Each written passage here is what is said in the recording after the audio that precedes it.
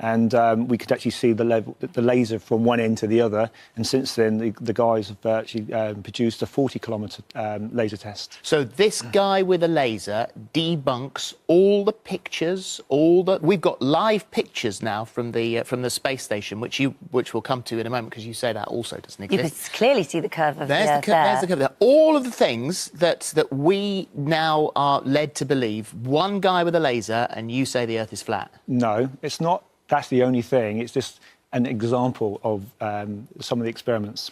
So, Darren, you were sceptical at first, weren't you? So you thought... I think it's right to be sceptical about alternative views, but what we never are is sceptical about the mainstream view that we're told since we're children. Over and over again, it's programmed into us. So what finally convinced you, then? Well, it took me 6 months. I was sceptical for the first 6 months. And there are a couple of main things. One is water always finds level. So in our own experience in natural physics, you have a cup of tea or a swimming pool or a lake, water is level. But we're led to believe that, the Earth is supposed to be 70% water, so at some point water starts curving around a ball. Now, obviously, the answer to that is the magic of gravity. Yeah. Now, I believe gravity exists, but only as an effect, not as a cause. So science itself has never proven gravity as a force itself. What is proven is 9.8 meters per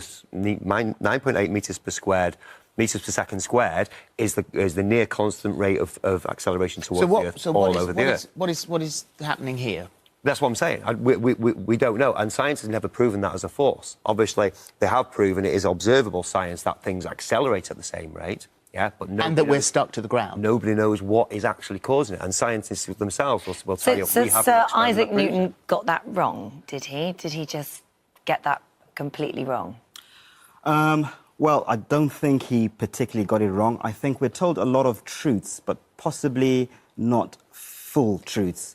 But why? Why has somebody decided to make up a load of stuff? What would be the benefit of them doing that? Well, it's difficult to say because I don't know. I don't know why people do the things that they do. What I do know is what I can test, what I can observe, and what I can come to using the resources that I have.